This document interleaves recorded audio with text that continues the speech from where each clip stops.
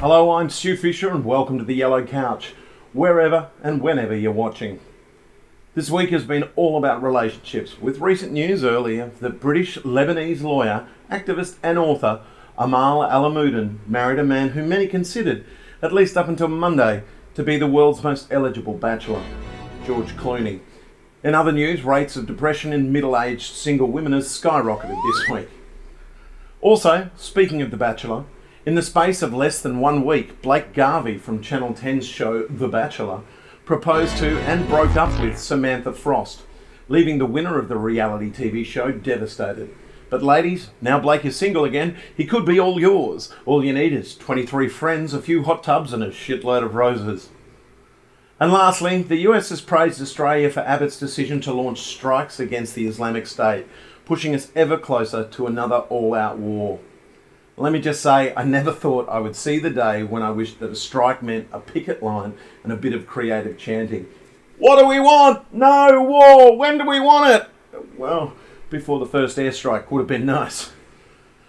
Well, it's the 5th of October 2014, and it's time to find out who's on the Yellow Couch.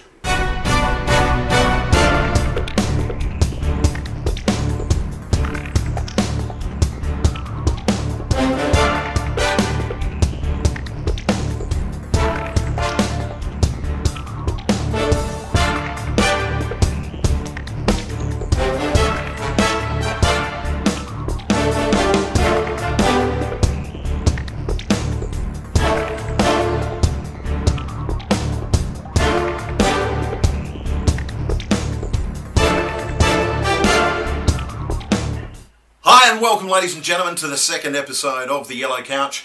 On the couch today we have an entertainer of sorts, at least. He has toured Australia with a well-known comedy show a long time ago. He's an experienced investor, and then was doing very well in comedy. He's been on TV and all that, and just gave it all up.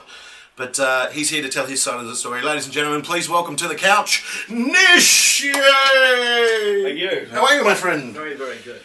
You have had, in your time, more success than the majority of comics I know, personally, have had, doing all sorts of things. What sort of things have you done? I started in stand-up. Yep. And that went well after a certain period of time, and I was very lucky to get the breaks that I got. Yep. And I would have been happy to have gotten all of those breaks at the end of a 15-year career. Okay. I would have been pretty happy, because I know how hard it is, you know? Yep. And it was just that, I met some people that could make stuff happen for me, and it happened in a short period of time, you know? So, and forgive me for saying, you basically, that all happened because of the ethnicity side of things, yeah? I would say that the first break that I got, almost certainly, they weren't looking for you. You know? No, they weren't. So yeah, I mean, the first show that I did, it was with a Greek, a Spanish, and Italian guy, and they thought it'd be different, you know, to have a Sri Lankan guy in there. And you all walked into a bar. Yeah, and almost certainly that played into the start. And I think when you are, I guess, a minority group, when everything is one flavour, it can be an interesting thing to see. Absolutely. You know? Yeah. And it got you some acting roles as well, a little bit typecast. Yes. We've seen you on Seapatrol. For those that missed it, we'll just show a very quick clip of it here. Sit down, you two, sit Who is the down. master of this vessel? You, sir? Step forward, please. We have been given jurisdiction to board and search vessels in these waters. By who? By your government, sir. Hey!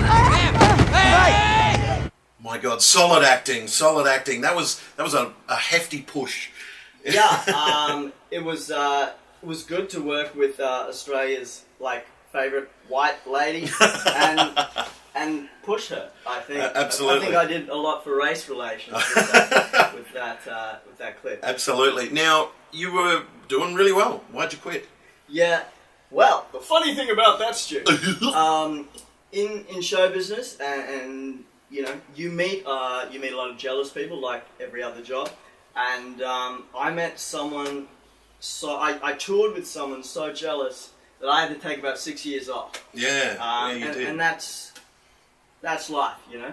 But I'm back now, and I'm really enjoying it. Fantastic. So, yeah, that's pretty much where I am. All right. Well, when we come back after the break, we'll talk about where you're headed next. Yeah. You're prepared to stick around for the rest of the show? Absolutely. Fantastic. Ladies and gentlemen, it's now time to turn over to our cooking expert for a few tips on how to make the perfect winter meal. Oh, you should probably heat it using one of them. Thank you to our resident chef. We're back, ladies and gentlemen, with Nish, who had a wonderful career and then gave it all up.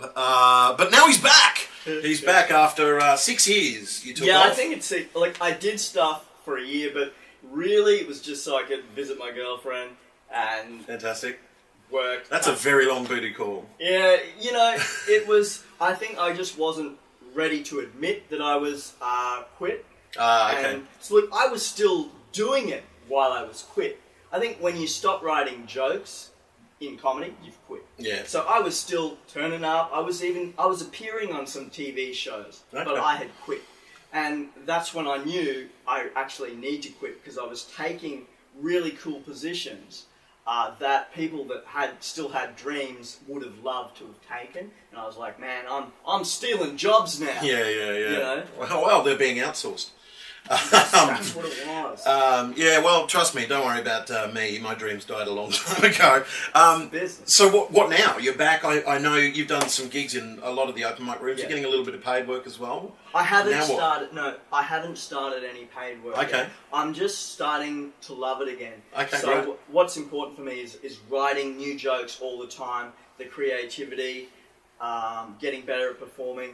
So I'm basically continuing the journey that was spoilt before. So finding the love again through making people laugh, which is how it all starts, you know. Then it gets all messed up with the business side and all that. So I'm going back to basics and finding the love, and then I'll deal with the business, you know, when I'm at the right point. Absolutely. All right, Nish, well, fantastic. Thank you very much for coming on.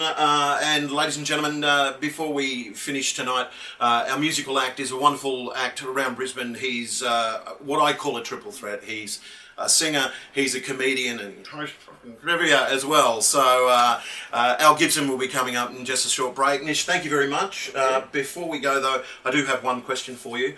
Is it hard to buy gloves with ridiculously skinny hands? Gloves, sunglasses, and hat. Hat. I was going to say, surely you don't need to buy heads. I don't buy head anymore. Thank you, Nish. Ladies and gentlemen, thank you very much, and tune in next week when we see who's on the Yellow Couch. See you then.